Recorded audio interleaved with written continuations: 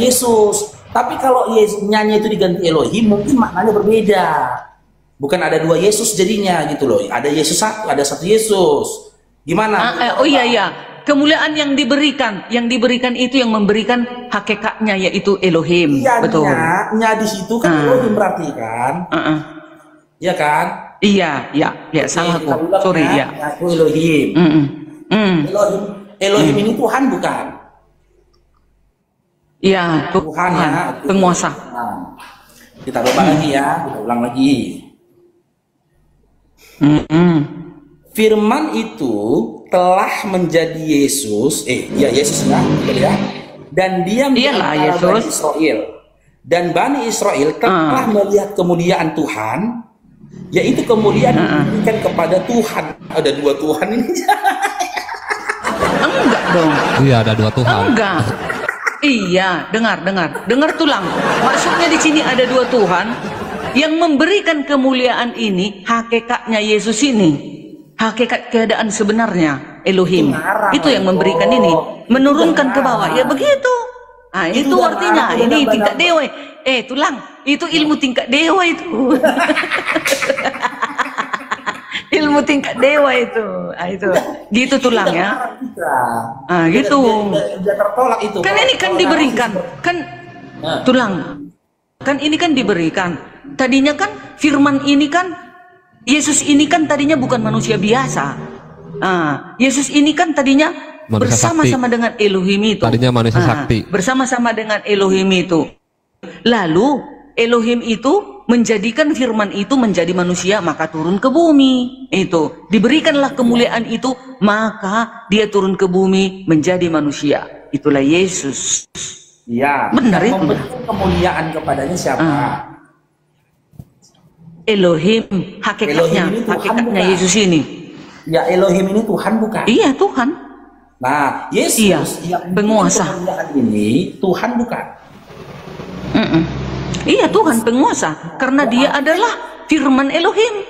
Ya, berarti kan ada Tuhan yang memberikan kemuliaan kepada Tuhan. Ada berapa Tuhan di situ? Bukan gitu tulang. Ini Yesus ini kan dirinya Elohimnya turun ke bumi, yaitu firmannya. Diberikan kemuliaan itu, turun dia ke bumi. Nah itu. Elohim itu merendahkan diri melalui firmannya, menjadi manusia, menjadi hamba, menjadi utusan.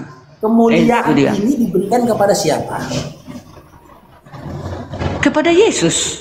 Yang memberikan hakikatnya, yaitu Elohim. Yang memberikan kemuliaan ini siapa? Memberikan itu Elohim. Keadaan sebenarnya Yesus. Ya, Elohim ini kan Tuhan kan? Ya. Ya, Tuhan. Iya. Yesus yang menerima kemuliaan ini, Tuhan bukan Yesus ini. Yang menerima kemuliaan yang sebagai manusia itu yang gelarnya Tuhan.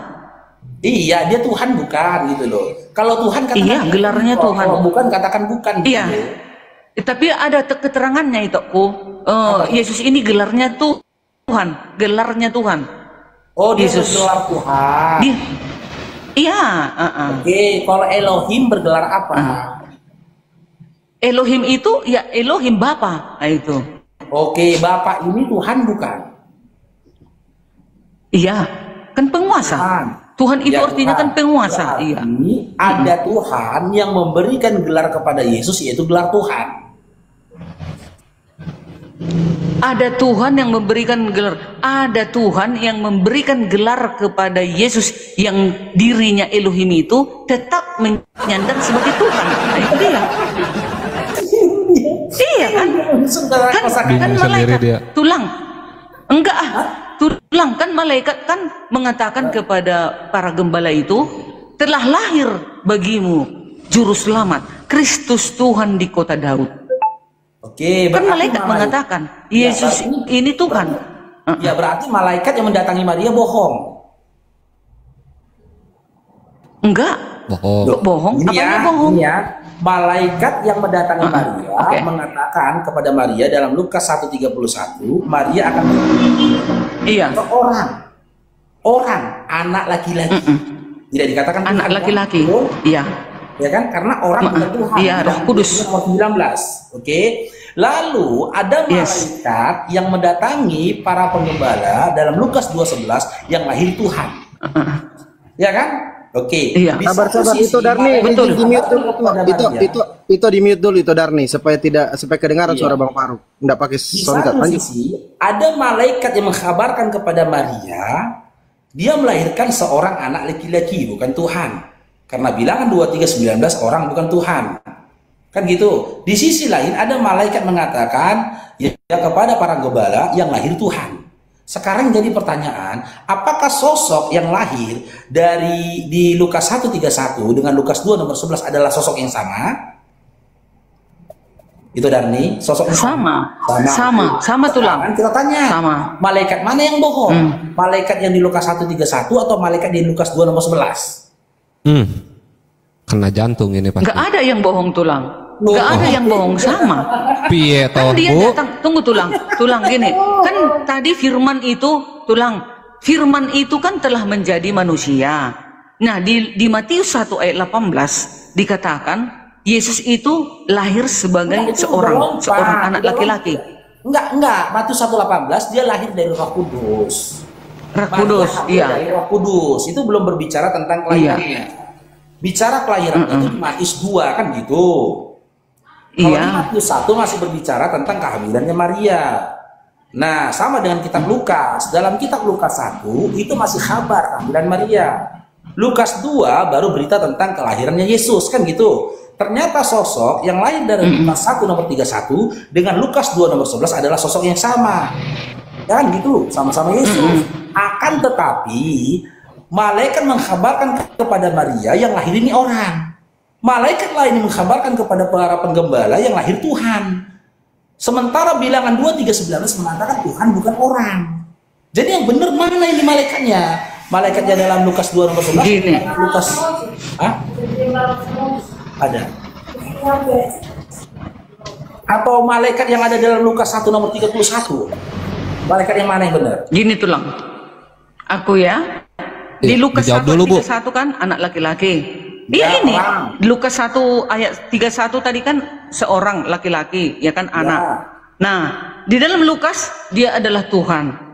Enggak apa-apa karena kan di dalam 2 Yohanes 1 ayat 7 Yesus datang sebagai manusia ke bumi. Nah, menerangkan. Nah, yang benar mana? Dua-dua benar. Dua-dua benar. Dia sebagai manusia dan dia adalah dikatakan Tuhan. Dua-duanya benar. Gak ada yang salah. Halo, itu Chris, Pak Chris. Di mute dulu Pak Chris. Kenapa ngelek Pak tulang paru? Aduh. Sinyalnya tunggu ya. Jaringannya putus. Sapa dulu Bang Senail, Muslim apa Kristen Bang? Saya Kristen. Ya. Sore. Sore. Nanti ya Bang ya, tunggu giliran ya Bang ya. Siang Bang Senal. Jatuh. Gak usah on cam dulu aku lah ya. Ya nggak usah on cam Bang Faruk, jelek sinyalnya. Ya dijawab dulu itu. Itu Darni. Dalam Lukas 1:31 kan yang lahir orang. Itu klaim ya, itu klaim dari malaikat. Lukas 2:11 yang lahir Tuhan. Itu klaim dari malaikat. Sementara dalam 2 Yohanes 1:7 itu klaimnya Yesus. Kan gitu, Yesus mengatakan dia adalah orang, manusia. Bahkan yang nggak percaya dia datang sebagai manusia, dialah si antikristus dan juga dia si penyesat dan antikristus. Nah, kan ada 3 pandangan nih. Pandangan pertama, pandangan malaikat mengatakan Yesus yang lahir dalam kandungan Maria itu Tuhan orang, bukan Tuhan. Pandangan Lukas 2:11 yang lahir Tuhan. Pandangan ketiga ini pandangannya Yesus ini, gitu loh. Bahwasanya dia adalah manusia, kan gitu. Yang nggak percaya dia manusia adalah si penyesat dan antikristus. Yang jadi pertanyaan, yang benar siapa? Iya. Sama dua-duanya tulang. Sama dua-duanya. Tidak ada yang beda itu. Yesus kan datang ke bumi sebagai manusia. Bilangan 23:19 jelas dikatakan Tuhan bukan orang. Tidak ada yang tidak bisa dibenarkan ketika satu sosok mengklaim dirinya Tuhan dan pada saat yang bersama dia mengklaim dirinya juga Tuhan. Kalau itu Darni ngotot mengatakan dia juga Tuhan, dia juga manusia, berarti bilangan 23:19 salah. Harus ada yang dikorbankan gitu loh. Salah satu ada yang disalahkan. Ayo, mana yang benar nih? Yang mana yang benar Bu? Tinggal dijawab Bu. Kan itu duanya berbeda. Ya dengar. Perbedaan utama Lukas 1 ayat 31 dan Lukas 1 ayat 21 terletak pada peristiwa yang diceritakan. Lukas 1:31 menceritakan tentang malaikat Gabriel yang memberitahu Maria bahwa ia akan mengandung dan melahirkan seorang anak laki-laki bernama Yesus. Sementara Lukas 1 ayat 21 menceritakan tentang orang banyak yang heran karena Zakaria lama berada di dalam bait suci dan kemudian tidak dapat berbicara setelah keluar. Jadi penjelasannya begini. Lukas 1 ayat 31 ayat ini adalah bagian dari peristiwa kabar sukacita di mana malaikat Gabriel menampakkan diri pada Maria dan menyampaikan berita tentang kelahiran Yesus. Gabriel memerintahkan Maria untuk menamai anaknya Yesus yang berarti Tuhan menyelamatkan. Ya, di Lukas 1 ayat 21 ayat ini menggambarkan situasi di mana orang banyak yang menunggu Zakaria di luar bait suci merasa heran dan membingungkan karena ia terlalu lama berada di dalam. Mereka juga menyadari bahwa ia telah menerima penglihatan di dalam bait suci dan ia tidak dapat berbicara kepada mereka setelah keluar.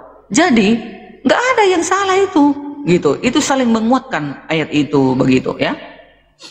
Silakan, kalau ada teman Kristen menambahi boleh. Ini kita bikin datanya ya, kita bikin catatannya ya. Menguatkan gimana? Kontradiksi gitu ya, pakai catatan lah. Nih, pakai Ibu kurang minum susu kayaknya. Nih ya. Dalam Lukas 1:31 yang lahir itu orang. Udah? Lukas 2:11 yang lahir itu Tuhan. Yang ngasih informasi di Lukas 1:31 malaikat. Disebut namanya Gabriel. Dalam Lukas 2:11 malaikat. Kan gitu. Dalam Lukas 1:31 orang ini namanya Yesus. Nah, kalau kita mau mengkaji informasi yang valid tentang sosok ini yang kita bicarakan, ya, informasi yang valid itu adalah dari siapa? Dari dua sosok. Yang pertama, wanita yang melahirkan dia. Yang kedua, anak yang dilahirkan oleh wanita itu, yaitu Yesus. Ini valid. Karena apa? Karena kisah ini menceritakan tentang mereka. Nah, ketika malaikat mengkabarkan kepada Maria, ibu dari Yesus, dia akan melahirkan orang. Namanya Yesus. Sementara dalam 2 Yohanes 1 nomor 7, Yesus mengklaim dirinya manusia. Kalau kita mau jujur dengan akal kita, ketika kita menelaah sebuah berita, maka informasi yang benar itu apa? Informasi yang valid itu apa? Informasi yang disampaikan oleh Lukas 1:31 dan 2 Yohanes 1 nomor 7. Kenapa valid? Lukas 1:31 menyebut nama sosok yang lahir, yaitu Yesus. Sementara Lukas 2 nomor 11 ini tidak menyebut nama, tapi menyebut gelar, yaitu Kristus. Sementara Maria tidak pernah dikabarkan kepada dia akan melahirkan Kristus. Sementara gelar Kristus ini baru muncul disematkan oleh Paulus dalam KPR 2 nomor 36. Untuk itulah dia mati lalu bangkit untuk menjadi Kristus. Sementara di sini ada sosok Kristus yang dari lahir sudah Kristus. Jadi bisa dipastikan kalaulah memang Ito Darni mau berpegang kepada Lukas 1 nomor 31, Ito Darni harus menyatakan malaikat yang ada dalam Lukas 2 nomor 11 berbohong. Dan yang benar adalah malaikat Gabriel menemui bundanya Yesus, yaitu Maria, dan pernyataan Yesus sendiri dalam 2 Yohanes 1 nomor 7. Kalau Ito Darni mau membenarkan semuanya ini, Ito Darni harus menyangkal bilangan 23 nomor 19. Ini harus Ito nyatakan salah. Karena narasi dalam bilangan 23:19 mengatakan Tuhan itu bukan orang. Beginilah pemahaman Bible itu. Gitu loh. Sulitnya ketika kalian berpegang kepada satu ayat, kalian harus mendustakan ayat yang lain. Bahkan ketika kalian berpegang kepada doktrin dan dogma kalian harus membantah semua ayat yang lain. Begitu, makanya teman-teman Kristen, maaf ya, kalian jangan kebingungan dan mengapa. kebingungan yang nyata, karena kalian kalau kalian tidak bingung, kalian tidak akan bisa memahami Bible kalian sendiri. Begitu. Silakan. Oke, jadi syarat jadi Kristen tuh harus bingung ya. Harus bingung. Oke, silakan apa Pak Kris? Tadi kan datanya sudah jelas, Pak Kris sudah siapin datanya untuk membantahnya. Iya, si Bang Faruk kan menghubungkan dengan ulangan berapa itu. Ya kalau bicara di perjanjian lama, Yesus belum diutus, belum lahir. Belum Tapi ada. dia masih bersama di surga dengan Bapa. Wah, ini makin ngelantur Pak. Itu jauh dari konteksnya yang ditanyakan Bang Faruk, bukan itu. Mungkin Bang Senal. Bapak Ya, nggak ada ini ngelantur. Boleh dirangkum nggak pertanyaan Bang Faruk tadi? Oh, Bang Faruk izin boleh ditanya. Bang Kris ini nggak nyambung. Iya. Minta tuduk poin katanya pertanyaannya minta dituduk poinkan aja. Nah, pertanyaannya Dinda Snail, dari data yang kita paparkan tadi antara Lukas 1:31, Lukas 2 nomor 11, 2 Yohanes 1 nomor 7, yang mana yang bohong? Siapa yang berbohong? Malaikat yang menemui Maria, malaikat yang menemui penggembala, atau statement Yesus sendiri dalam 2 Yohanes 1 nomor 7? Mana yang bohong? Oke, sorry. Konteksnya apa, sorry Bang? Konteksnya kelahiran manusia. Iya. Konteksnya ini tentang sosok yang lahir ini loh. Iya. Dalam Lukas Oke. 1 nomor 31, sosok yang lahir itu orang. Dalam Lukas 2 nomor 11, sosok yang lahir Tuhan. Dalam 2 Yohanes 1 nomor 7, sosok yang lahir ini sendiri mengklaim dirinya manusia, yaitu orang. Jadi mana yang benar ini dari ketiga statement ini tadi? Statementnya malaikat yang menemui Maria dalam Lukas 1:31, statement malaikat menemui penggembala dalam Lukas 2 nomor 11, atau statement sosok yang dilahirkan itu sendiri, yaitu Yesus yang mengatakan dirinya adalah manusia. Yang bohong. Oke, kalau kita merujuk kepada penulisannya, maka sebenarnya yang lahir itu tulisannya adalah menjadi daging, bukan menjadi manusia. Paham ya? Menjadi daging. Kalaupun mengambil rupa, maka hanya tersebut mengambil rupa hamba. Dan yang lahir adalah Tuhan.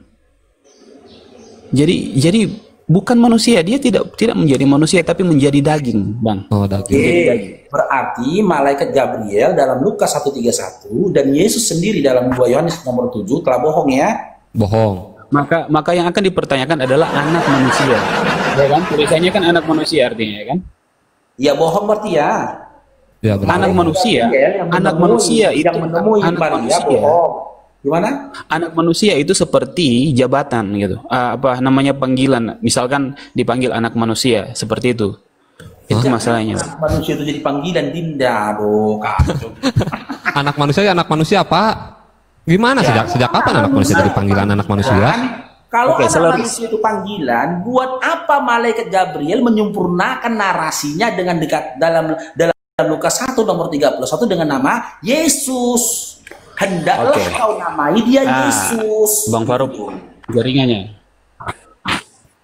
Oke. Jaringan siapa? Enggak, tadi Bang Faruk keputus tadi. Nah ini, anak manusia, Yesus sendiri berkata, jikalau kamu akan melihat anak manusia datang dalam kemuliaannya. Artinya, sebutan anak manusia ini adalah sebutan, bukan konteks dia daging manusia, bukan manusia. Kita pembicarakan kelahiran dulu. Jangan Kelahiran dulu. kutip perkataan Yesus setelah dia lahir. Karena kelahiran awalnya ini kontroversi. Jika kalian samakan, karena itu Darni tadi bilang, sosok dalam Lukas 1 nomor 31, Lukas 1:31 dengan Lukas 2 nomor 11 adalah sosok yang sama. Ini dulu kita kaji. Kalau lahir orang yang sama ya. Kalau lahir yang sama, nanti dulu kita kaji nih gitu loh. Kalau lahir person yang sama ya. Dinda ya, gini Dinda ya, saya ada kabar mengabarkan kepadamu, ada istrimu dikabarkan melahirkan seorang anak laki-laki. Di tempat yang lain, ada seorang dokter juga mengkabarkan istrimu melahirkan monyet. Maaf cakap ya, istrimu melahirkan monyet. Karena manusia bukan monyet, monyet bukan manusia. Makanya aku berikan umpama monyet, gitu loh. Sekarang saya tanya, kalau kita jujur dengan akal kita, informasi yang mana lebih kuat? Informasi yang disampaikan dokter kepada istrimu yang melahirkan, atau informasi yang disampaikan dokter kepada orang yang tidak dikenal? Mana yang lebih kuat informasinya dari analogi ini? Maka kita harus merujuk kepada konteksnya, Bang. Nggak mungkin kita bicara konteksnya secara keseluruhan. Karena Alkitab itu sendiri belum selesai sebelum Yesus selesai.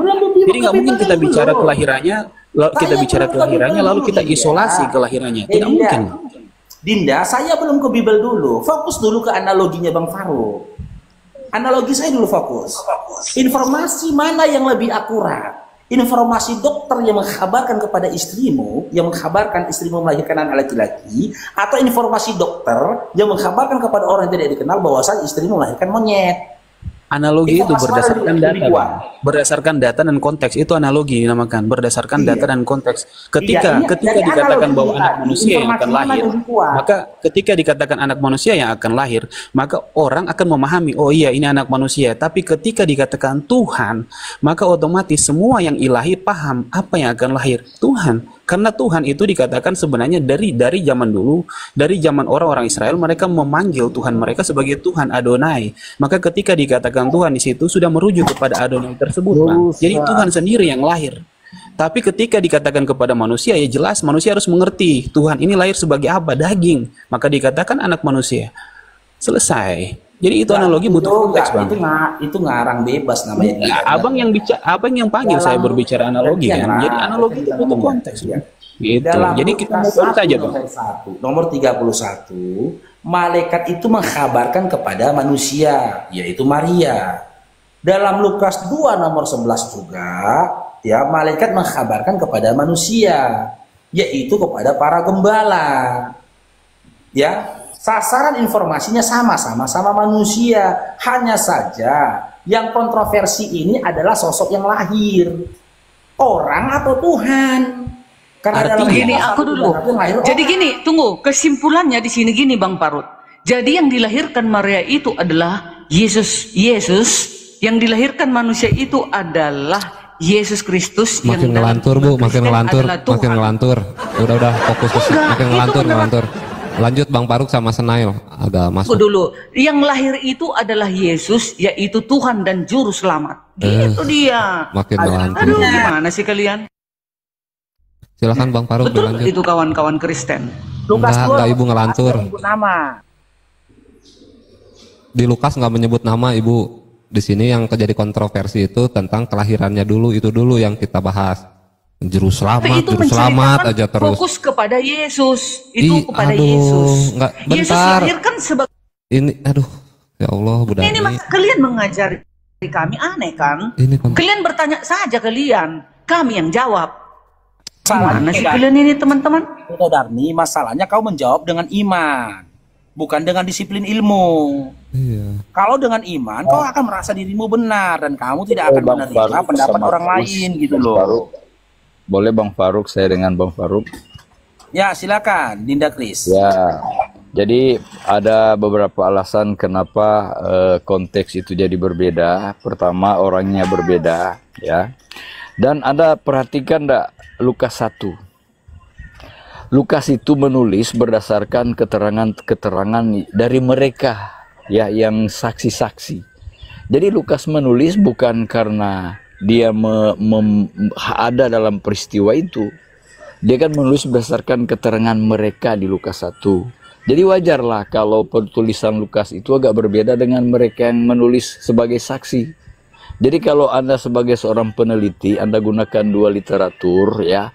Kalau di sebelah dituliskan anak manusia, ya, kalau di sebelah dikatakan Tuhan, ya, kita bisa simpulkan berarti dari kedua penulis itu anak manusia itu adalah Tuhan. Itu kalau kita pakai logika, ya. Nah, alasan kedua juga, ya, zaman itu supaya jadi seragam, kalau punya HP Android pasti direkam itu sama bunyinya. Tapi kita kan orang yang menulis itu berdasarkan keterangan, ya, bukan berdasarkan bukti-bukti tertulis. Nah, itu hanya manusia juga, murid Yesus manusia, kalau mengingat suatu peristiwa kemudian mereka terangkan dengan cara yang berbeda, ya pasti ada 1-2 kata bisa berbeda dari peristiwa yang terjadi. Apa ini? Sekarang kita kaji, ya. ya Anda mengkaji tentang keterangan, ya keterangan dari apa yang ditulis oleh Lukas. Coba kita kaji, ya. Ketika dalam Lukas 1:31, ketika Lukas menuliskan kisah pertemuan Maria dengan malaikat, adakah Lukas di tempat kejadian? Ya pasti tidak lah. Tidak ada. Oke, sekarang hal kedua yang kita kaji. Ini hal yang kedua. Dari siapa Lukas mendapatkan informasi kejadian pertemuan Maria dengan malaikat? Dari siapa? Kalau peristiwa yang terjadi terhadap Yesus kan dari mulut ke mulut, ya. Saksi tertolak udah itu, Dinda. Berarti gosip-gosip tetangga. Maka kalau Anda menyatakan begitu dari orang ke orang, ini tertolak. Bahkan ketika Anda menjadi seorang reporter, ya, redaksi yang akan memuat tulisan Anda akan ditolak terbit esok harinya. Tertolak, ini udah selesai. Karena dari orang ke orang, karena tidak ada validator, ya, dari tulisannya Lukas. Dari tulisan Lukas tidak ada validatornya, hanya mengatakan orang ke orang. Maka apa yang dituliskan oleh Lukas besar kemungkinan hanya kebohongan belaka. Berarti yang salah siapa? Banyak yang salah. Yang pertama, Lukas salah. Yang kedua, Maria salah. Yang ketiga, ya, malaikat salah. Yang keempat, Yesus pun salah. Ketika Anda katakan itu, semua isi Bible Anda salah. Lebih salah. Izin. Saya mau nyapa Ustadz saya dulu. Ya, otak kita yang jadi gila gara-gara Anda menyimpulkan. Ya, saya sapa dulu Ustadz saya. Assalamualaikum. Assalamualaikum warahmatullahi wabarakatuh. Assalamualaikum semuanya, teman-teman yang di bawah. Tolong dibantu tap layarnya, teman-teman. Dan jangan lupa teman-teman, kalau ada anak-anak singanya, kalau ada anak kucingnya, ciri-ciri pausnya tebarkan, teman-teman. Lanjut, yang baru. Jangan lupa dibantu follow juga Ustadz, akun baru. Duh, kena tombak bangsa Romawi ini. Ya, ini kena tombak juga, biarinlah ditombak lah, nggak apa-apa lah, orang di sana aja. Iyalah. Ditombak nggak apa-apa, apalagi akunku. Iya, cuma akun doang. Sebelah aja Tuhannya ditombak, nggak apa-apa, cuman akun ditombak, biarinlah, beleng-beleng. Lanjutlah, nggak bisa open cam. Sekarang Ustadz Hanafi soalnya Bang Faru katanya mau sholat dulu. Hah? Tadi berarti satu hotel. Bisa ku jawab pertanyaan si Paruk tadi, dari mana ya, Lukas tadi tahu? ada kalimat secara logika tuh saya suka kalau secara logika tuh. Kalau kalimat secara logika dia bilang kalimatnya logikanya gini katanya. Tuhan ciptakan manusia, tiba-tiba manusia berojol Tuhan. Nah, itu yang logika masuk barangkali itu. Lanjut. Iya, dijawab dulu dari mana Lukas tahu tadi. Kan ini dia jawabannya ini ya. Dalam Injil mendapatkan informasi, Lukas itu mendapatkan informasi mengenai kelahiran Yesus terutama dari Maria ibu Yesus. Selain itu, ia juga kemungkinan besar memperoleh informasi dari para saksi mata awal yang mengenal Yesus secara pribadi, serta dari para malaikat yang menampakkan diri kepada para gembala dan orang-orang lain terlibat dalam peristiwa kelahiran Yesus. Iya, jadi yang benar yang mana Ibu? Kalian aja. Ibu jadi yang benar yang mana? Kalian yang mau manusia. karang-karang Bukan karang, tadi Bang kami Faruk saja kalian itu. Bu, tadi Bang Faruk ya, itu bukan Faruk kan memang mau bertanya. Dia mau bertanya, ya kami jawab. Iya, yang benar yang mana? Apalagi mau kalian tanya lagi? Enggak, yang benar tuh yang mana yang lahir sebagai manusia. Di mana bidan? Mana bidannya? Bilang lagi, tanya lagi. Mana bidan Yesus? Bukan itu pertanyaannya, yang bilang lagi. Bukan itu pertanyaannya, yang ditanya tuh. Makanya dibilang Yesus, waspadalah terhadap guru-guru palsu. Malah ke guru-guru palsu. Yang ditanya itu, Yesus lahir sebagai manusia atau sebagai Tuhan? Pertanyaannya. Udahlah, Yesus Tuhan. Kalian bilang enggak Tuhan? Kalian bilang hanya nabi biasa. Masa bisa nabi biasa mengadili manusia kelak di akhir zaman? Masa bisa manusia biasa membangkitkan orang kelak di akhir zaman? Bu, itu loh botolnya kita manusia ini. Masa nggak kenal kita siapa Yesus? Udah jelas. yang ditanya lawan itu, yang lawan itu dari dulu kau lawan itu dari dulu, kau lawan itu. Kayak orang Yahudi kalian, bebal kan. Buka lembaran baru aja, ayo. Kau lawan Bu Darni yang tadi ditanyakan Bang Faruk tuh lahir sebagai manusia atau sebagai Tuhan, karena ada dua ayat yang lahir dia sebagai manusia dan gelarnya Tuhan Yesus. Dan makin berserak mulai baru aja ini kan udah ada apa ya Bang Muhammad. Yang tadi udah yang tadi bilang dulu yang tadi bilang dulu ampun bos temon gitu sok. Enggak, bukan. Ampun udah dijawab. Bilang dulu Bu Darni sama Senal bilang gini dulu, ampun bos temon ganti tema gitu dulu. Enggak, udah dijawab kan Senal. Senal kan kita jawab kan. Gini, kalau masalah itu sebenarnya itu kan mempertanyakan keaslian dari kitab kami gitu. Masalahnya begini.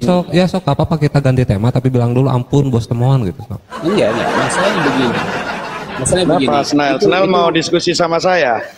Oh ya coba lanjut aja. Maksudnya ganti topik dengan pertentangan tambah parah kalau saya ngomong nanti. Kau siap data bebelmu? Lanjut aja ya. Ya kau siap dengan data bebelmu?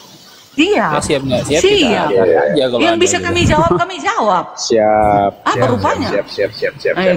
Kami juga kan bukan orang yang paling pintar di dunia. Oke, assalamualaikum semuanya teman-teman yang di bawah dan selamat sore menjelang malam, entah ada yang siang, pagi, malam dan sore dan semua teman-teman. Jangan lupa tap layarnya untuk teman-teman semuanya.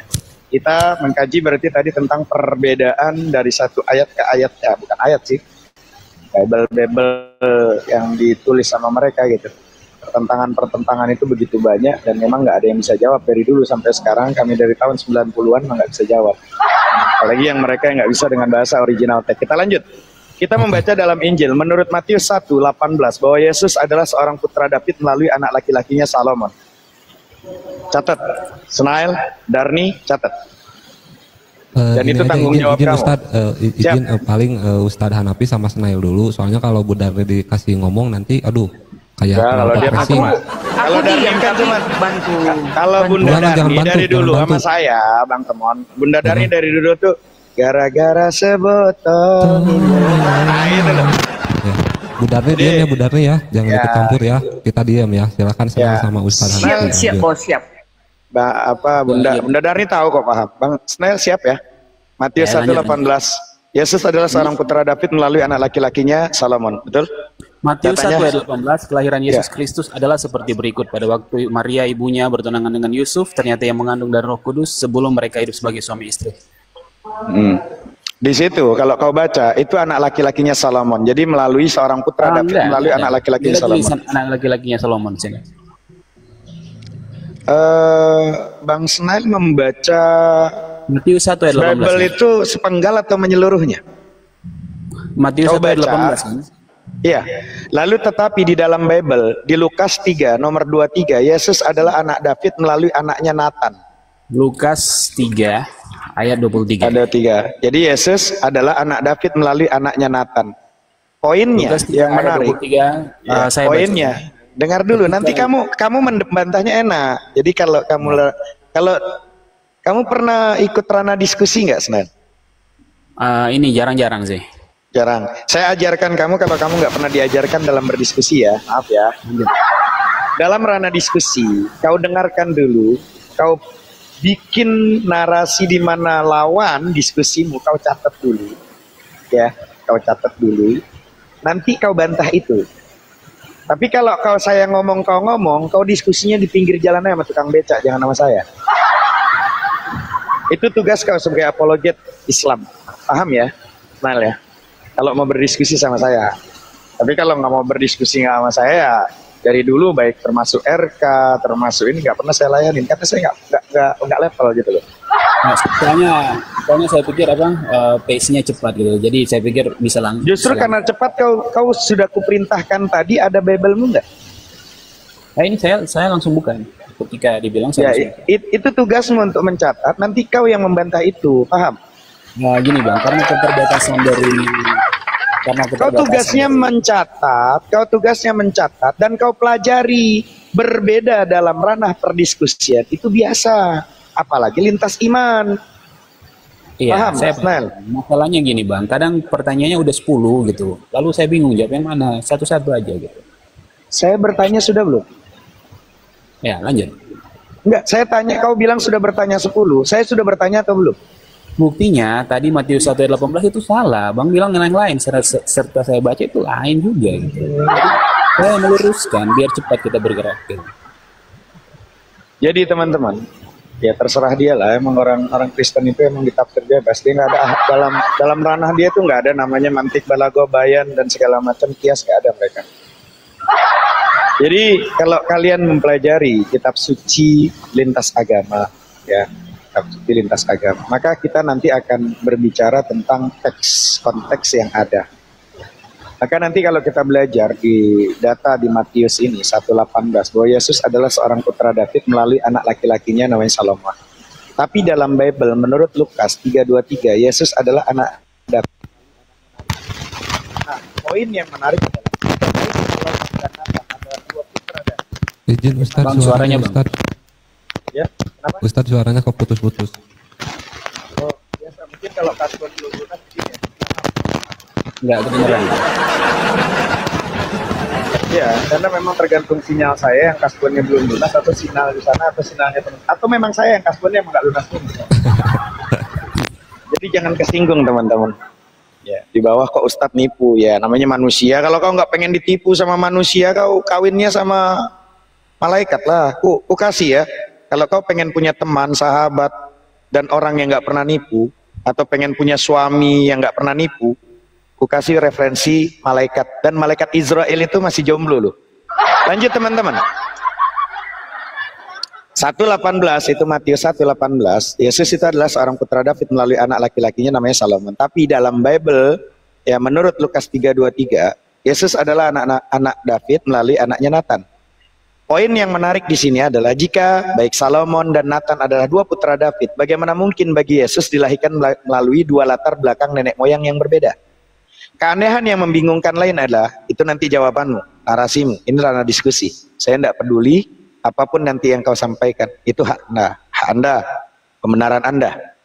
Ya, keanehan yang membingungkan lainnya adalah, dalam kedua asal-usul Yesus Kristus digambarkan sebagai putra Yusuf lagi. Seorang laki-laki yang tidak berbapak telah diberikan kepada Yusuf, kepada siapa? Bapaknya. Juga asal-usul tentang Yesus Kristus diberikan dalam Matius 1:18 berisi berapa? 27 namanya dari bapak-bapaknya, tetapi asal-usul Yesus Kristus yang sama diberikan oleh Lukas 3:23 berisi berapa? 42 nama berbeda lainnya. Dari bapak-bapaknya yang dimaksud keanehan lainnya dapat ditemukan saat kita membaca bahwa bapak dari Yusuf dalam Matius 1:16 sampai 18-nya adalah Yakub.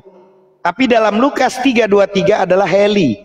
Apakah Yusuf putra Heli atau Yakub? Maka kesalahan-kesalahan atau kekeliruan-kekeliruan serius yang disampaikan oleh para penulis Bible tentang laporan asal-usul dan biografi ya, Yesus adalah kejelasan bukti bahwa Bible bukan wahyu dari Tuhan. Karena kalau datang dari Tuhan yang sama, sumber yang sama, maka tidak mungkin ada perbedaan-perbedaan seperti mungkin sebelum saya masuk terjadi satu bilang Tuhan, satu bilang anak orang, gitu kan? Itu silahkan kalau kau mau bantah dan aku tunggu jawabannya. Jangan lupa tap-tap layar teman-teman di bawah. Oke. Saya coba ini ya, ini bukan bantah sebenarnya, lebih ke membagikan saja, share saja apa yang saya tahu gitu. Kalau kita bicara dari Matius 1 ya, artinya tadi siapa Ustadz mungkin berbicara konteks ya, memang bukan ayat pastinya di 18, tapi konteksnya saya paham. Matius 1 konteks itu adalah di mana ketika Maria itu dia Yusuf tahu dia mengandung di luar pernikahan ya, di luar pernikahan. Jadi Yusuf tidak pernah merasa dia pernah berhubungan begitu secara seksual. Maka untuk menjaga nama baik Maria ini ya, Yusuf diam-diam ya, dia ingin menceraikan. Dan lalu malaikat Tuhan muncul dalam mimpi. Artinya adalah sebenarnya inti dari Matius 1 ini untuk menekankan bahwa sisi keturunannya dari sisi Yusuf. Jadi secara hukum dia sah. Oke, secara hukum dia sah. Pada akhirnya kan Yusuf tidak jadi meninggalkan Maria. Secara hukum dia sah di situ. Nah, di Lukas 3 ini dari sisi biologis, sisi Maria sendiri melalui Yusuf. Begitu.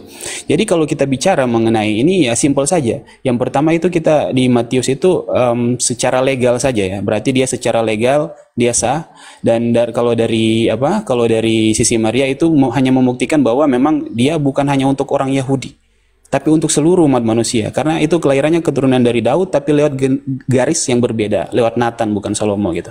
Jadi memang itu luar biasanya Alkitab secara detail. Jadi perbedaan antara Matius dan Lukas itu. Tapi kalau memang perlu untuk lebih jelas lagi, ya bukan saya tumpahnya gitu. Ada orang-orang mungkin yang sudah belajar lebih dalam dari saya gitu. Tapi ini yang bisa saya bagikan gitu. Ya terserah apakah mau disimak, mau ditanggapi bagaimana. Ini jawaban saya gitu. Udah. Beres Bang Tero? Sudah? Oke. Ya dia menjawab, tapi nggak ada data nggak apa-apa. Jadi gini teman-teman, saya akan jawab pertanyakan lagi, itu hak Anda. Ini pelajaran untuk teman-teman juga, sebagai mungkin pemula, ada yang ini sambil nyatat data. Dan bukan sebuah kenyataan juga teman-teman. Kita lihat, Paulus mengatakan di mana? Di Korintus, itu yang tadi udah kelar ya, kan udah dijawab Snail, betul? Walaupun memang nggak tahu juga. Itu kan sudah Anda jawab. Itu masalah tahu atau nggak tahu itu bukan saya nggak bantah. Udah itu menurut Anda, saya nggak bantah. Itu menurut Anda, karena yang menilai nanti yang di bawah. Yang nilai itu di bawah, bukan kita berdua di sini. Kita kan katanya ranah diskusi.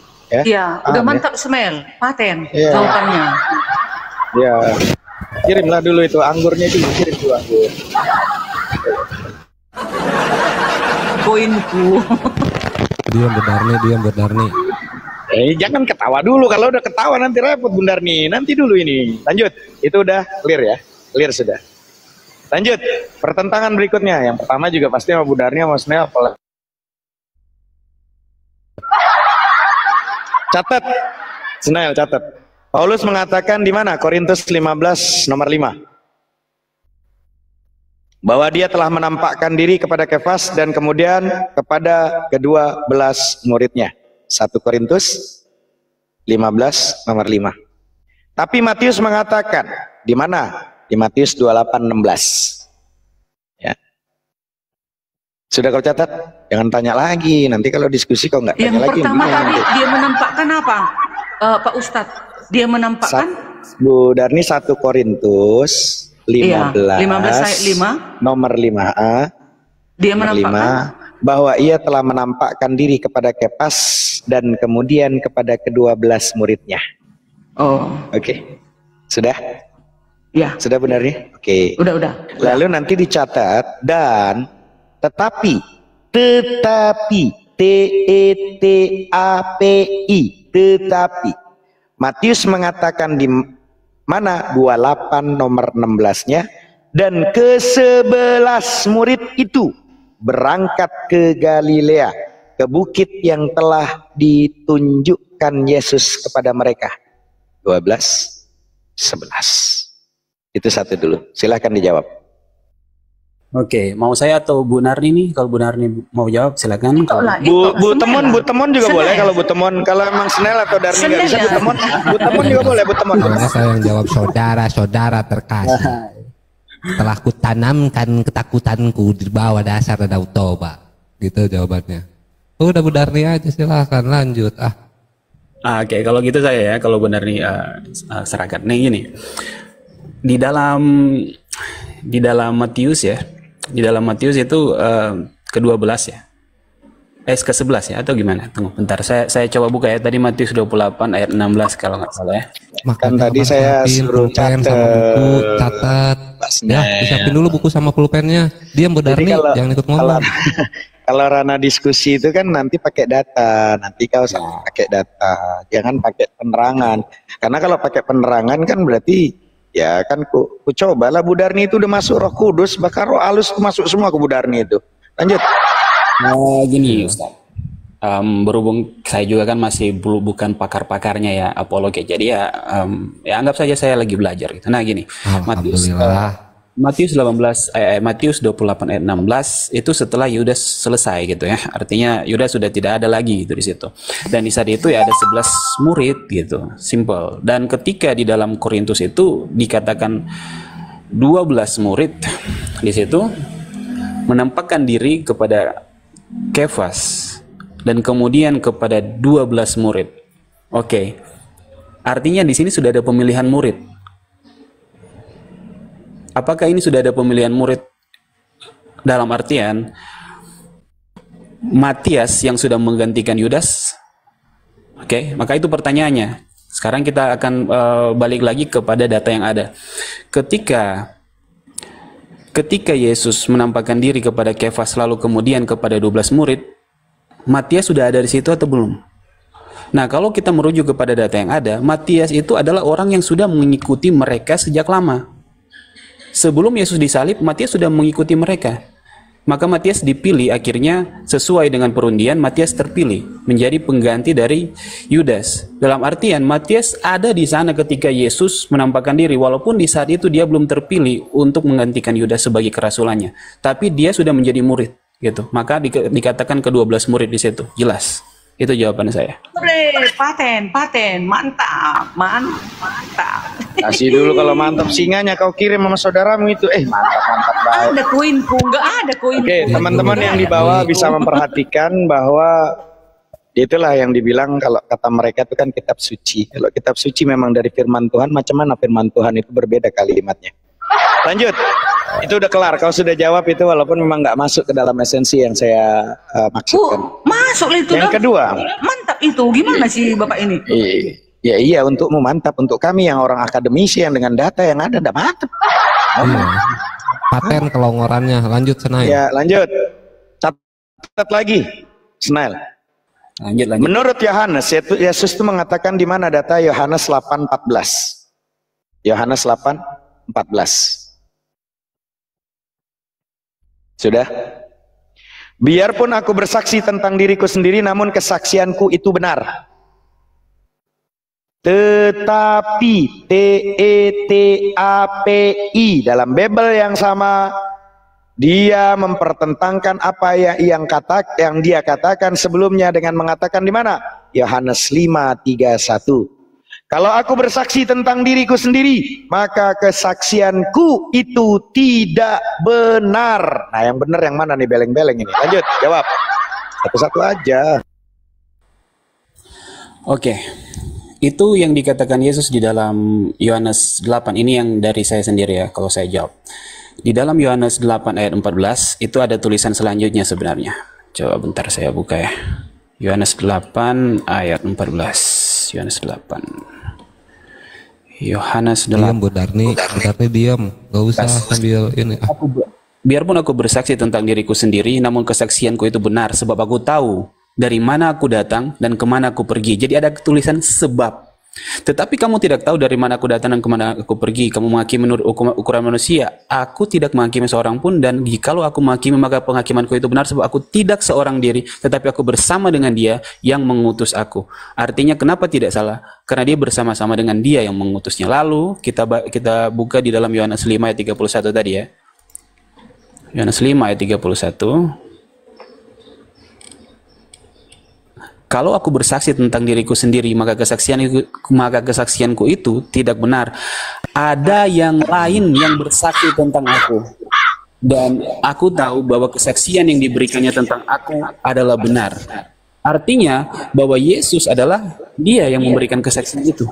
Kamu telah mengirim utusan kepada Yohanes yang telah bersaksi tentang kebenaran, tetapi aku tidak memerlukan kesaksian dari manusia, namun aku mengatakan hal ini supaya kamu diselamatkan. Artinya bahwa kesaksian yang diakui adalah kesaksian dari Bapa, bukan kesaksian dari Yesus sendiri. Dan kalau di Yohanes 8 ayat 15, dia bukan menghakimi, bukan dari kesaksiannya sendiri, tetapi kesaksiannya itu ada di dalam Bapa.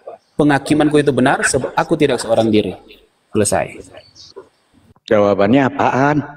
Jawabannya apaan Bang? Esensinya nggak ada yang abang sebut. Oke, anggap kelar. Dia udah jawab. Udah anggap aja udah jawab. Udah anggap aja udah jawab. Orang lagi kita bilang yang itu Yohanes juga, orang sama-sama Yohanes yang ngomong udah, kata dia bener. Udah dijawab. Oke. Udah beres, Nail. Yang satu bilang nggak benar, yang satu yang benar. Yang benar yang mana? Satu bilang benar, satu bilang nggak benar. Yang benar yang mana? Itu yang ditanya. Udah lanjut. Lanjut lagi lah. Lanjut. Udah. Walaupun kau nggak ada yang nyentuh dari tadi. Lanjut. Kau sudah jadi PR ya. Kau tanya nanti sama pendetamu. Jangan kau tanya pakai asumsi dan pikiranmu sendiri. Lanjut. Pada tempat lain lagi Yesus mengatakan, datanya di mana teman-teman? Ada di Yohanes 17:12. Selama aku bersama mereka, aku memelihara mereka dalam namamu, yaitu namamu yang telah engkau berikan kepadaku. Aku telah menjaga mereka dan tidak ada seorang pun dari mereka yang binasa selain daripada dia yang telah ditentukan untuk binasa. Sampai kelar. TETAPI, tetapi dalam pernyataan yang lain Yesus dilaporkan telah mengatakan, Yohanes 18 nomor 9, demikian hendaknya supaya genaplah firman yang telah dikatakannya, dari mereka yang engkau serahkan kepadaku tidak seorang pun yang kubiarkan binasa. Jawab. Ya, oke. Kalau begitu ini akan merujuk kepada topiknya Yudas. Maka ini ada pertanyaan yang paling besar sebenarnya dari sejak dulu ya. Apakah Yudas diselamatkan atau tidak gitu. Jadi tadi di dalam Yohanes 17, ayat 12 ya, ayat 12 dan itu udah jelas. Izin abangku biar substansi pertanyaannya tersentuh, boleh nggak diulang dulu pertanyaannya apa? Iya. Udah 3 kali pertanyaan, nggak ada yang nyambung nih. Takutnya abang juga nggak dengar pertanyaannya. Boleh nggak diulang dulu pertanyaannya? Saya paham. Artinya kontradiksi di sini kan? Kontradiksi di mana di dalam Yohanes 17 itu sebenarnya semua murid itu ada satu yang sudah ditentukan binasa, dan dalam hal ini maka kita akan merujuk kepada satu yang ditentukan binasa, artinya Yudas. Kita harus melihat ke konteksnya gitu, nggak mungkin nggak. Lalu setelah di Yohanes 18 itu dikatakan bahwa tidak ada satupun yang akan dibiarkan begitu, artinya semuanya akan dijaga katanya. Nah, artinya ada kontradiksi kan? Ya, nah kontradiksi di sini sebenarnya merujuk kepada Yudas sendiri gitu. Kalau kita ada dua sih sebenarnya. Kalau kita melihat secara fisikal gitu, maka yang pertama itu pertama Yudas karena dia mengkhianat dan penggenapan nubuat dan dia binasa. Lalu kalau secara fisikal ya di Yohanes 18 itu Yesus melindungi mereka secara fisik, mereka tidak ditangkap gitu. Jadi tergenapi di situ. Nah, tapi sekarang saya mau bahas secara lebih dalam lagi gitu, Yudas sendiri ya, karena Yudas menjadi salah satu pokoknya di sini sebenarnya. Yudas pertama dikatakan kecuali dia yang akan binasa. Masalah binasa di sini bukan dalam artian masuk neraka, tidak. Jadi dalam binasa di sini tulisannya ya, memang jelas binasa mati gitu, oke? Dalam artian ya Yudas mati setelah itu kan gitu. Sebelum Yesus naik ke surga, tidak ada satupun murid yang mati kecuali Yudas. Sebelum Yesus bangkit dan naik ke surga, tidak ada satupun murid yang mati selain Yudas. Tapi ketika Yesus turun ke dalam kerajaan maut, dia menjemput Yudas di sana. Ada tertulis bahwa dia turun ke dalam kerajaan maut, dia memberitakan Injil di sana. Lalu ketika dia naik ke surga, dia membawa tawanan-tawanan. Yudas sendiri di sana. Jadi jelas tidak ada satupun yang binasa. Yohanes 18 pun tergenapi di situ. Dan Yohanes 17 dia berbicara secara fisik, Yudas binasa. Jelas. Tapi setelah sebelum dia naik ke surga, tidak ada satupun murid-murid itu yang binasa. Jadi udah jelas, itu jawaban saya. Mungkin nanti ditanggapi lagi seperti biasa gitu. Saya tidak terbiasa kalau Anda menjawab walaupun memang nggak masuk ke esensi, nggak masalah. Dari tadi memang nggak. Lanjut yang keempat, ini PR Anda itu.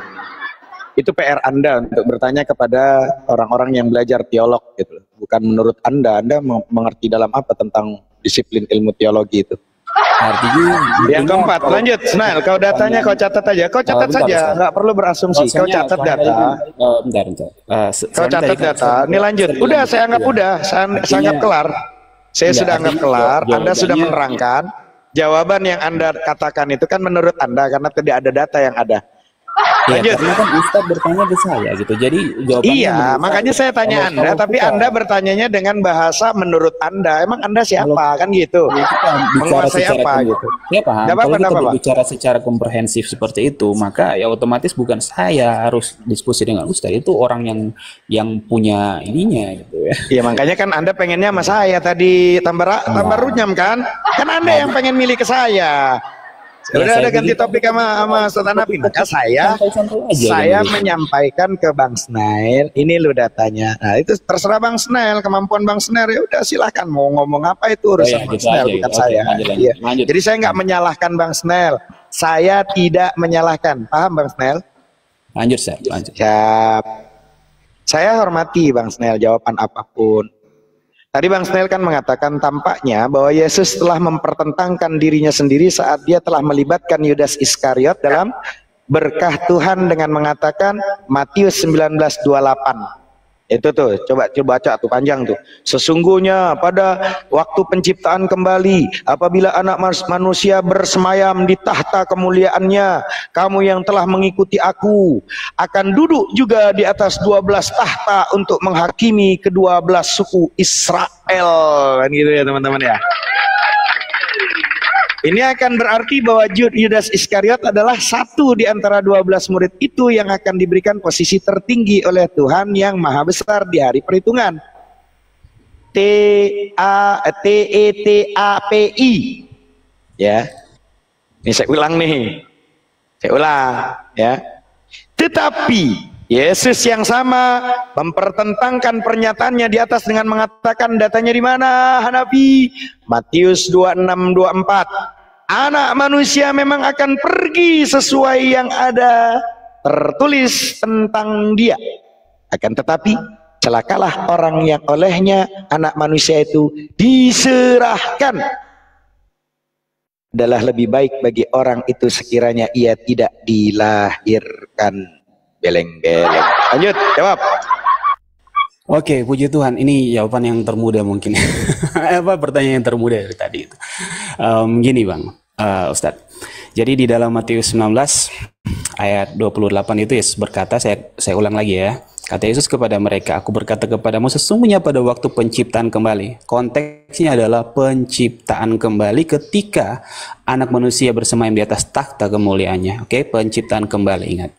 Nah, di dalam Matius 26 ayat 24 itu, anak manusia memang akan pergi sesuai dengan yang tertulis tentang dia, akan tetapi celakalah orang yang olehnya anak manusia itu diserahkan adalah lebih baik bagi orang itu sekiranya ia tidak dilahirkan. Berbicara bukan tentang penciptaan yang baru, berbicara di saat itu, konteks saat itu, di mana masih ada daging dan tubuh yang bisa mati di saat itu. Dan memang benar apa yang dikatakan Yesus, maka orang yang menyerahkan. Teman tugasnya teman Snail nih udah mulai ngawur. Dia pertanyaannya apa, lari jawabnya. Coba teman diingatkan dulu teman, apa esensi dari dua ayat yang bertentangan? Dia ngerti nggak bertentangan dari dua ayat itu? Silahkan. Ini mau saya jawab loh. Ini mau saya jawab. Jadi artinya pertentangan tadi kan dikatakan bahwa 12 itu artinya Yudas termasuk salah satu kan. Tapi kalau di sini dikatakan celakalah artinya mungkin saja Yudas bukan salah satu. Kenapa salah satu kok celaka gitu? Nggak masalah. Di sini tulisannya celakalah orang yang artinya dalam konteksnya Yudas memang mati celaka. Ketika dia menyerahkan anak manusia itu dia celaka. Adalah lebih baik bagi orang itu sekiranya dia tidak dilahirkan. Benar. Dan konteks itu terjadi. Kenapa? Yudas memilih bunuh diri. Karena lebih baik dia tidak dilahirkan. Artinya terjadi semua nubuatan ini. Dan tidak ada sebenarnya yang bertentangan. Tadi katakannya bertentangan itu Yudas tidak naik. Enggak, itu enggak bertentangan. Yudas mati sebagai manusia. Daging yang mati. Tubuhnya yang mati sebagai manusia. Tapi dia diselamatkan. Sedangkan orang yang menyucikan kepada Yesus itu pun diselamatkan. Yesus katakan ampunilah mereka sebab mereka tidak tahu apa yang mereka perbuat. Bahkan Petrus sendiri dia menyangkal Yesus. Yesus berkata bahwa kalau ada orang yang menyangkal aku di hadapan manusia, aku akan menyangkalnya di hadapan Bapa. Petrus sendiri pun diampuni, apalagi Yudas. Jadi selesai. Jadi saya menjawab berdasarkan apa yang tertulis juga, data, bukan asumsi saya sendiri gitu. Data yang saya asumsikan setelah itu gitu. Intinya ada datanya. Selesai gitu, Ustaz. Ya udah. Dianggap selesai, udah anggap selesai ya teman-teman di bawah ya, jangan marah-marah teman-teman, udah biarin Snail mau ngomong apa. Lanjut Snail. Ya haknya dia, orang dia mau jawab kan, mau bener mau kagak kan dia udah jawab teman-teman, jangan emosi di bawah. Saya harus turun dulu Ustaz. Bukan lari ya, tapi memang saya harus turun, ini udah jamnya saya ini. Oh ya siap Bang Snell. Jadi Bang Snell mau turun teman-teman. Udah Bu ya, Derni ya. Makasih Bang Snell, sehat selalu. Makasih, sukses selalu abangku. Siap. Mantap ini, mantap. Siap. Nanti saya sehat belajar selalu lagi. Abangku, sukses selalu abangku. Mudah-mudahan nanti bisa lebih baik lagi semuanya. Ya, saya banyak belajar juga ini. Gitu. Siap abangku. Siap. Sukses selalu abangku. Sukses. Ya, jadi buat sahabat-sahabat semua, para pendiskusi, saya selalu menyarankan beda pendapat itu tidak pernah jadi alasan buat merendahkan orang lain, teman-teman. Beda pendapat tidak pernah jadi alasan buat merendahkan orang lain. Anda boleh beda pandangannya, boleh beda, tapi jangan sampai cara Anda menyampaikan bikin orang lain kehilangan martabatnya. Karena seringkali yang nyakitin tuh bukan isi argumennya, tapi suara Anda yang mungkin meninggi, atau tatapan Anda, kalam-kalamnya Anda meremehkan. Jadi Anda bisa kok tidak setuju, tanpa harus ngebanting harga diri orang lain, teman-teman. Anda boleh nggak setuju, boleh gitu ya, tapi jangan sampai ngebanting harga diri orang lain. Anda bisa kok mempertahankan prinsip tanpa harus meledak-lega, menggelegar gitu loh ya. Kalau suara saya menggelegar ya karena ya tahu sendiri kan, kita pakai ini soundcard. Ya soundcard kan Pak lebih Ustadz, ini gitu loh. Aku mau tanya. Iya abangku. Aku bertanya Pak Ustadz. Apa? Nanti dulu lah narasinya kita kelarkan dulu Bu Darni. Nanti Bu Darni saya kasih kesempatan, oke? Setelah kelar narasinya, biar teman-teman gini loh Bu Darni, saya pengen teman-teman debaters tuh lebih santun gitu loh Bu Darni. Gitu loh. Mau kan Bu Darni kan teman-teman pendiskusi santun, udah nggak ada lagi istilah caci maki hujat-hujatan, mau kan? Betul nggak? Iya dong. Iya, makanya saya mau kelarkan dulu kalimat saya, nanti silakan Bu Darni gitu, betul nggak? Gitu loh. Jadi teman-teman, jadi Anda bisa kok mempertahankan prinsip tanpa harus meledak-ledak yang membuat Anda itu didengar. Bukan kerasnya suara Anda, kawan-kawan, tapi seberapa tulus Anda ingin ngerti sudut pandang yang berbeda. Anda tidak harus setuju buat tetap menghormati, tidak harus sepakat buat tetap memanusiawikan manusia. Dan kalau Anda memang yakin Anda benar, harusnya kebenaran itu cukup kuat untuk disampaikan dengan tenang. Karena kebenaran itu tidak perlu teriakan, sorak-sorak. Anda untuk berdiri tegak, kebenaran nggak butuh teriakan untuk berdiri tegak. Jadi lain kali Anda beda pendapat, ingat ini, yang paling didengar itu bukan yang paling keras suaranya, tapi yang paling bijak menyentuh ke dalam hati. Jadi sebelum Anda buka mulut, tanya dulu ke hati Anda, saya mau merasa benar atau pengen mengerti? Karena kalau Anda cuma pengen benar, kawan-kawan, Anda tuh tidak butuh lawan bicara, Anda cuma butuh cermin yang besar, lihat diri Anda sendiri. Itu saran saya. Silahkan Bu Darni, jangan lupa tap-tap layar teman-teman. Kalau ada anak meongnya lemparkan, anak meongnya tendanglah kemarilah. Itu host saya. Anak meong. Lanjut. Oke, mulai. Aku bertanya sama Pak Ustadz ya. Begini Pak Ustadz, tentang kedatangan Tuhan. Gini Bu Darni. Ternyata, boleh Bu Darni, sorry saya potong dikit. Kalimat begini boleh nggak diganti dengan begitu, supaya nggak begini terus, ada rubah gitu loh, 2000 begitu aja, begitu Ustadz, jangan begini. Kalau begini saya sudah sering dengar itu begini, cemana begini itu, begitu aja begitu. Silakan lanjut. Ya. Begitu, nggak cocok ini. Begitu kedatangan Tuhan di semua umat, nggak cocok. Begini ya Pak Ustadz, di dalam umat Kristen ternyata ada ayatnya tentang kedatangan Tuhan, ya. Ternyata aku baca juga di Al-Baqarah ayat 210, ternyata Tuhan itu juga ada ditulis datang. Yes, tidak ada yang mereka tunggu kecuali datangnya Allah bersama malaikat dalam naungan awan. Sedangkan perkara telah diputuskan dan kepada Allah lah segala perkara dikembalikan. Itu di dalam Al-Quran. Ternyata Allah akan datang. Di dalam Kristen, Matius 25 ayat 31, apabila anak manusia datang dalam kemuliaannya dan semua malaikat bersama-sama dengan dia, maka ia bersemayam di atas tahta kemuliaannya. Sekarang kami tengok nih nanti Tuhan kami datang, yaitu berwujud Tuhan Yesus. Aku mau tanya, di dalam Al-Baqarah, bagaimana nanti kalian melihat datangnya Allah itu, Pak Ustadz? Silakan. Oke, izin sebentar. Lanjut. Tadi Ustadz Hanafi itu udah menjelaskan untuk saya bersabar, tapi pertanyaan Bu Darni ini memang demi Allah, Pak Ustadz, saya bikin emosi, aduh ya Allah, lanjut. Janganlah sama Bu Darni emosi, nggak perlu emosi sama Bu Darni. Bantulah kalau ada mobil-mobil mau bengkel, mau itu ke Bu Darni. Nggak menghujat, ada mana? Ya Allah, Pak Ustadz. daging. Pak Ustadz. Apa? Aku menghujat. Nggak ada. Tapi kalau kata teman-teman kan itu haknya teman-teman Bu Darni. Gini, Bu Darni, kalau saya nggak pernah berburuk sangka sama siapapun. Tapi kalau orang lain itu urusan mereka. Jadi gini loh Bu Darni. Atur yang bisa kita atur, jangan atur yang nggak bisa kita atur, Bu Darni. Kita nggak bisa ngatur perasaannya orang. Kita nggak bisa ngatur mulutnya orang, prasangkanya orang, hatinya orang. Kita nggak bisa ngatur, Bu Darni. Ya. Maka kita nggak bisa ngatur prasangkanya orang ke kita, bilang menghujat, itu urusannya orang. Maka Bu Darni jangan ngatur yang nggak bisa Bu Darni atur. Atur yang bisa Bu Darni atur. Ingat Bu Darni, kuasanya orang, kuasanya lawan bicara kita, ya, kuasanya orang bikin kita sakit hati, kuasanya orang bikin kita kecewa, bikin kita merana. Tapi untuk marah, untuk emosi, untuk tersinggung ada di kuasa kita kan Bu Darni. Ngapain tersinggung? Kuasanya orang bikin kita tersinggung, tapi untuk tersinggung dan tidak tersinggung ada di kuasa kita. Betul nggak Bu Darni? Betul Pak. Iya gitu. Akan saya jawab. Bismillahirrahmanirrahim.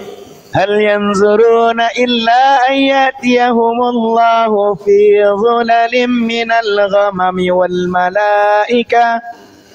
malaikatu wa qudiyal amr wa ilallahi turja'ul umur. Allah berfirman, hal yanzuruna illa ya'tiyahumullah. Tidak ada yang mereka tunggu-tunggu pada hari kiamat kecuali kedatangan Allah dalam naungan awan bersama malaikat untuk melakukan perhitungan. Sedangkan perkara mereka telah diputuskan. Pada Allah lah segala perkara dikembalikan. Jadi, Bu Darni, Allah. Kemudian Allah menegaskan kepada orang-orang yang bersifat demikian. Tak ada yang ditunggu kecuali kedatangan azab pada hari kiamat. Azab. Sebagaimana telah dijanjikan Allah akan mendatangkan azab dan siksanya berupa naungan awan yang itu semula mereka sangka. Kurung, Pak Ustadz, itu kan nggak ada kian kan dalam Bu Darni perlu jawaban saya. Ya, Bu Darni perlu jawaban saya atau perlu belajar pakai terjemahan yang ngerti orang Sunda atau orang yang belajar Sunda bahasa Sunda atau orang Batak, Bu Darni? Oke, silakan Pak. Karena aku tengok ada buka kurung tutup ya, kurung. Makanya Bu Darni kan nanya kan ke saya kan, betul nggak Bu Darni? Ya, silakan. Dan saya yang mempelajari tentang balaghahnya ulumul Quran, bahasa Arab ya kan, bahasa nahwu, saraf, mantik, balaghah. Dan saya tadi sama Bang Snell nggak saya salahkan kok. Mana saya nyalahkan? Mana saya motong? Enggak kok. Yang menilai itu nanti yang di bawah Bu Darni. Tapi kalau Bu Darni posisi mau menjelaskan Quran, silahkan Bu Darni bacakan Qurannya dan kasih tahu kami. Kalau Bu Darni lebih tahu dari saya, itu dari kami. Silahkan Bu Darni kalau mau menjelaskan Quran. Monggo saya mute. Baca Qurannya, original text-nya dan terjemahkan. Silahkan Bu Darni. Enggak tahu aku baca itu. Enggak tahu aku baca itu Pak. Ya, maka kan bertanyanya sama aja. Orang yang belajar kan, bertanyanya sama orang yang sudah mempelajari kan, betul ya? Pak, silakan.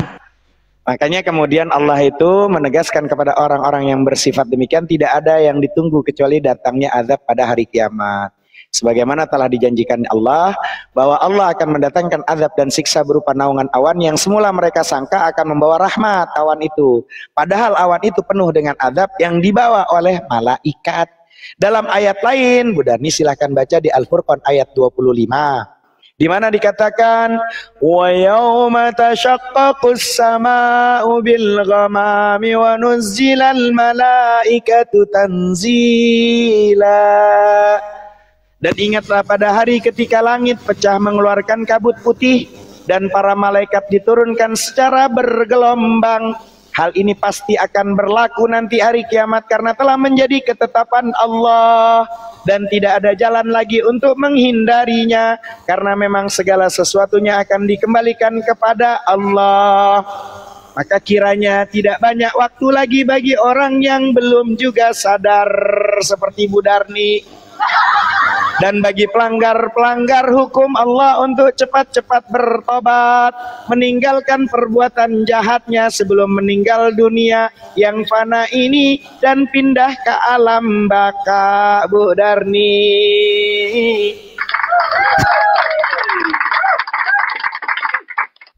Boleh bertanya lagi, Pak? Boleh, monggo. Saya kalau mama udah terbiasa, Bu Darni, santai ya. Oke. Gini Pak, berarti di sini kan kecuali datangnya Allah bersama-sama malaikat, berarti nggak datang secara turun kita lihat ya, gitu ya. Terus kalaulah begini Pak Ustadz, kan di dalam Matius kan dikatakan, Matius 25 ayat 31, apabila Yesus datang, anak manusia ini kan, Yesus ini kan anak manusia. Apabila Yesus datang dalam kemuliaannya dan semua malaikat bersama-sama dengan dia, maka ia akan bersemayam di atas tahta kemuliaannya. Jadi, kalaulah kelak di akhir zaman benar Yesus yang datang dengan kemuliaannya bersama para malaikat, ternyata orang Pak Ustadz udah ditulis seperti ini, tapi kalian ngeyel ceknya contoh. Nah, ternyata nanti betul-betul yang Yesus datang. Lalu bagaimana Pak Ustadz? Nah, di Al-Quran emang Yesus yang datang? Tapi kan ini Tuhan, Yesus kan Tuhan bagi kami. Ya, yang menuhankan Yesus siapa? Kami umat Kristen. Iya, terus orang Islam menuhankan Yesus nggak? Enggak, kalian enggak. Terus di data Bible yang mengklaim Yesus bahwa dia itu adalah sebagai Tuhan pencipta langit bumi, di mana datanya? Maksudku gini tuh, Pak Ustadz, kalaulah betul-betul nanti ayat ini benar. Bu Darni kan berkata, yang benar. Empokku bertanya, aku iya, bertanya, kakak itu aku tanya, itu kan bertanya kalau Yesus menurut itu kan Tuhan, iya kan? Iya. Data di mana Yesus mengklaim dia pencipta langit bumi sebagai Tuhan, di mana? Di dalam kenapa diketawain? Dia akan menghakimi dunia Pak Ustadz. Itu maka dia Tuhan. Saya pertanyaannya apa tadi, Bu? Karena hanya Allah. Pertanyaanku apa tadi itu? Itu pertanyaanku apa tadi? Di mana datanya? Pertanyaan Hanafi, adikmu ini bertanya gini itu. Apakah Yesus mengklaim pencipta langit bumi sebagai Tuhan? Itu pertanyaanku itu. Di mana data di Bible bahwa Yesus mengklaim pencipta langit bumi sebagai Tuhan? Di mana? Dia mengatakan akulah pencipta itu secara langsung tidak ada. Di mana datanya? Tapi Yesus berkata, aku, dengar dulu Pak Ustadz. Siap. Adakah manusia berani berkata seperti ini? Aku adalah kebangkitan dan hidup. Siapa yang percaya kepadaku akan kan hidup udah walaupun dijawab. sudah mati. Apakah itu tidak menentukan dia adalah Tuhan? Iya, itu kan udah jawab. Datanya kan tidak ada ya. Betul itu? Bukan itu datanya. Aku ya kan yang saya pintakan data. Hidup. Yang saya pinta pertanyaan saya tadi Yohanes. Yohanes 11 apakah ayat 25. Yesus mengklaim sebagai pencipta langit dan bumi? Yesus berkata, aku Yesus pencipta langit bumi, Tuhan pencipta langit dan bumi. Di mana datanya? Kita bilang tadi tidak ada. Datanya? Ya sudah. Ini Yohanes 11 ayat 25. Aku adalah kebangkitan dan hidup. Apakah itu enggak percaya kalian? Teman-teman juga bisa ngomong kayak gitu. Itu aku kebangkitan dan hidup. Teman juga bisa ngomong. Mana ayatnya? Bisa kau buat buku Alkitab atau Al-Quran lagi? Kau yang bicara seperti itu, apakah ada yang mendengarkan? Aku adalah kebangkitan dan hidup. Jadi tolong sembahlah saya, Darni. Saya juga bisa ngomong kayak gitu. Enggak gitu dong. Enggak gitu. Terus? Lalu, apakah aku akan membangkitkannya di akhir zaman? Kalian boleh juga saya ajarkan dikit, Bu Darni, boleh saya ajarkan dikit aja. Silakan. Itu. Harusnya jawabnya bukan di posisi Yohanes itu, harusnya Yohanes 10:30 sampai 36. Di situ ada kalimat aku dan Bapa adalah satu. Tapi ini tahun 90-an, pondok pesantren saya itu di belakang Universitas Kristen Indonesia. UKI Cawang, pondok pesantren saya itu di belakangnya. Universitas Kristen Indonesia, pondok pesantren saya di belakangnya. Tahun 90-an saya sudah berdiskusi dengan apologet Kristen. Mereka banyak menjawab dengan kalimat Yohanes 10:30 sampai 36. Apa katanya? Aku dan Bapa adalah satu. Ini merupakan hasil dari salah paham yang lama antara dirinya dan orang Yahudi. Yohanes 10. Kendati demikian, Bu Darni, ini belajar ya teman-teman. Boleh ikut, boleh enggak, itu terserah. Tapi saya akan sampaikan. Hal ini telah dijernihkan oleh Yesus sendiri dalam argumen yang sama, itu juga bersama dengan orang Yahudi, sebagaimana dia menjelaskan lebih jauh dengan menunjukkan secara jelas bahwa itu hanya sebuah metafora, di mana dia menyebutkan dirinya sendiri anak Tuhan. Jadi bukan dalam arti sesungguhnya sebagai dikatakan orang Kristen. Makanya Bu Darni, kalau belajar pakai bahasa Aramaik, kalau Aramaik itu satu rumpun dengan bahasa Arab, maka harusnya belajar dengan bahasa yang semitik, yang semisal.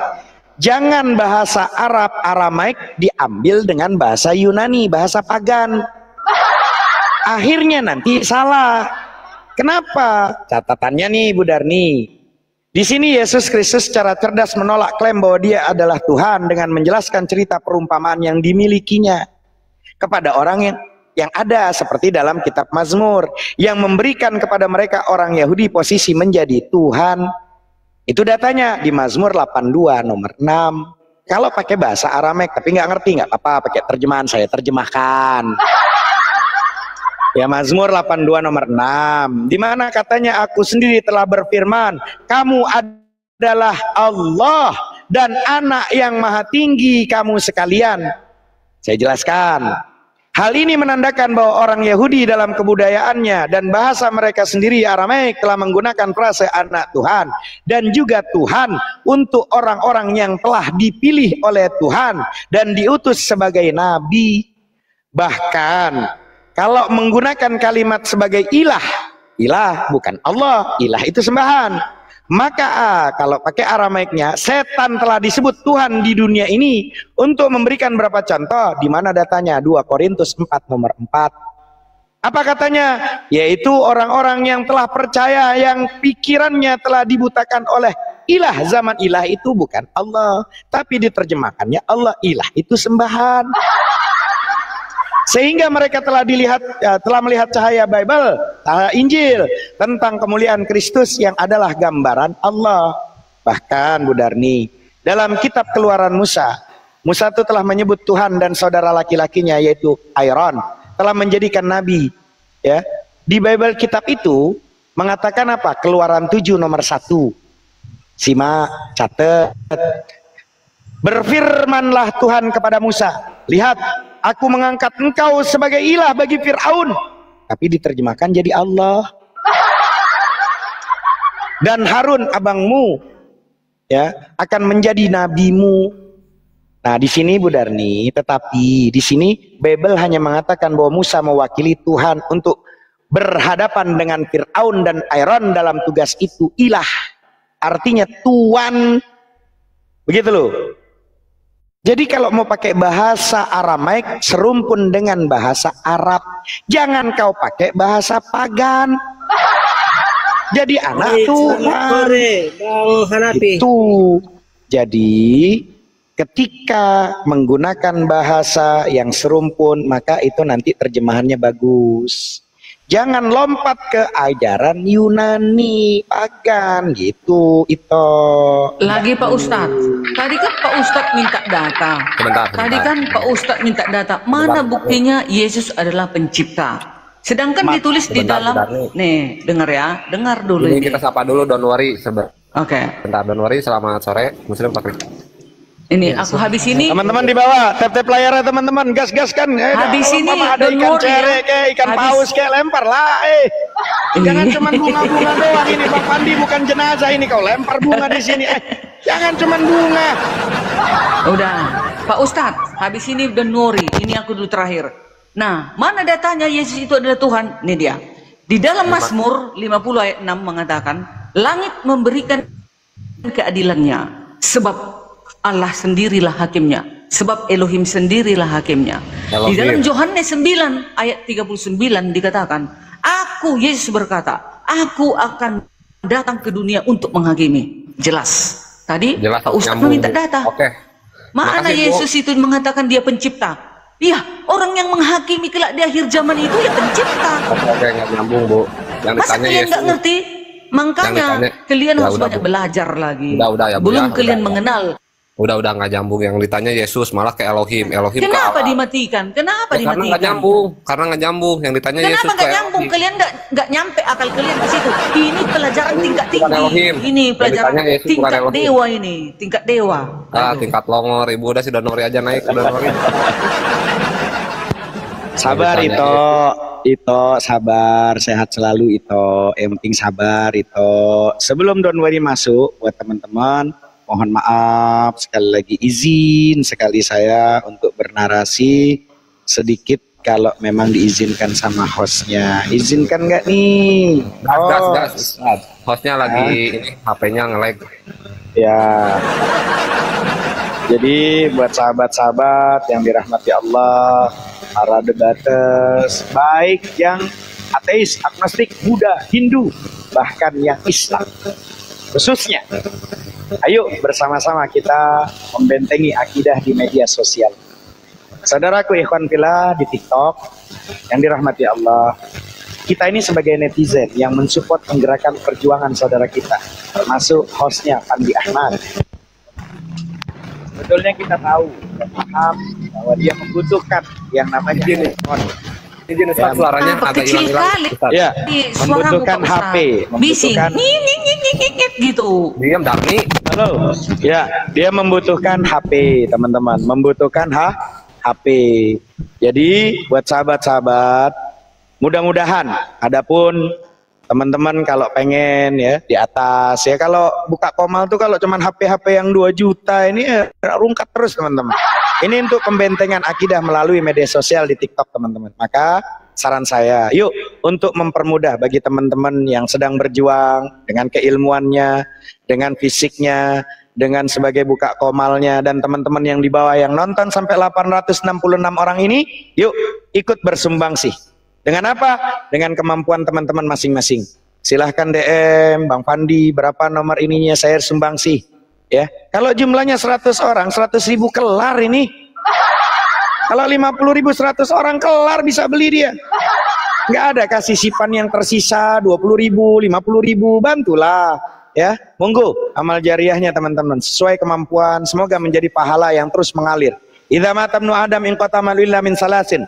Sadaqatun jariyah, ilmun yuntafa'u bihi, waladun saleh yad'ulah. Terputus semua amal kalau orang sudah meninggal. Pertama sedekah jariah. Mudah-mudahan sedekahnya teman-teman menjadi amal jariah buat teman-teman semuanya. Barangkali ada teman-teman yang saya nggak sempet, saya nggak pinter, saya nggak alim, saya nggak. Ayo silahkan ikut bersumbangsi. Ya, kalau mau, tidak ada paksaan. Silahkan sebagai rasa solidaritas sama Muslim. Kalau teman-teman tak mampu, maka support, ya, support yang namanya komal-komal dakwah dalam media sosial ini. Itu saran saya. Tapi orang Kristen kalau nggak mampu jangan, karena memang hampir naik data pun nggak ada, HP pun cuma 1, nggak usah mampu. Kau beli dulu HP-mu sendiri. Ya, itu aja dari saya. Mudah-mudahan sehat selalu, berkah selalu teman-teman. Ya, lanjut, Bu Darni, dan mana lagi satu lagi toh itu? Ada kah? Lanjut. Selamat sore Bang Muhammad Hanafi. Sore abangku, sehat abangku, Bang Don Wori. Oke Bang. Iya. Tadi saya sedikit menyimak apa yang Abang jelaskan. Memang sepertinya Abang sepertinya nampak seperti orang yang mengerti Alkitab ya Bang ya. Saya ingin bertanya Bang, satu ayat di dalam Alkitab boleh Bang? Ya, kenapa tuh Bang? Apa? Oke, datanya Bang terambil dari Yohanes 20 ayat 28 Bang. Sebentar. Bentar, izin. Tadi Abang nanya Al-Quran, tapi bawa Yohanes gimana ceritanya Bang? Coba dibenerin dulu otaknya Bang. Iya. Saya tidak ada bertanya Al-Quran Bang. Nanti kalau saya bertanya tentang Al-Quran kalian bingung Bang. Jadi saya tidak usah mempertanyakan Al-Quran, karena memang Al-Quran itu sensitif untuk dipertanyakan Bang. Oh? Ya udah. Jadi daripada Maksudnya gimana Don't worry? Sensitif untuk dipertanyakan Quran tuh mana? Maksud saya gini Bang, lebih bagus bagi saya tidak tahu salah mempertanyakan Al-Quran Bang. Kamu pengen pertanyakan Bibelmu? Gitu? Iya begini. Kau bertanya sama yang dipanggil Ustadz dari kalangan Islam untuk menjelaskan Bibelmu, gitu? Begini Bang. Bukannya harusnya kau bertanya Bibelmu ke Romo, pendeta, kau tanya sama Ustadz gitu ya? Betul nggak? Jadi begini, kenapa saya bertanya kepada Bang Hanafi? Karena tadi saya mendengar sepertinya Abang ini kan bertindak seolah-olah mengerti Alkitab ya Bang ya? Iya, terus kenapa? Maka itu saya kan sedang menguji, benarkah Abang itu mengerti Alkitab apa tidak Bang? Menguji teman-teman. Nanti kau diomelin kau sama Bu Darni kau. Bukan diomelin gitu loh, gini. Diomelin sama Bu Darni. Bu Darni itu untuk ngebahas kitab harus ada roh. Iya. Bu Darni. Betul itu Bang Don Wori. Omelin Don Wori itu. Dia Pak. Darni. Dia mau bertanya sama kita. Harus punya. Karena kan Pak Ustadz kan tadi pinter Alkitab. Kan saya nggak ada. Ya kan? Kalau nanya sama saya takutnya bukan ada roh kudisnya nanti. Bang Hanafi begini Bang, kenapa saya mengajukan pertanyaan? Karena di sini saya akan buktikan bahwasannya sebenarnya Bang Hanafi itu sama sekali tidak mengerti Alkitab loh Bang. Terus kenapa kau tanya aku, beleng-beleng? Kenapa kamu tanya? Karena kamu dari tadi ramas kalau itu mengerti Alkitab gitu. Sinyal gua nih kan teman-teman. Bang Nel ya. Anda suka bertanya tetapi menolak jawaban, kan lucu itu. Mana saya? Saya dari tadi, dari pertama sama Bang Nel mana? Tanya Bu Darni, saya nolak jawaban nggak? Enggak. Ayat yang tanya sama di bawah. Tanya sama di bawah. Saya menolak jawaban dari Bang Nel nggak? Enggak. Bang Don Wori. Bang Don Wori. Tanya sama Bu Darni saksinya di sini. Saya menolak jawaban dari Bang Nail nggak? Tanya sama Bu Darni.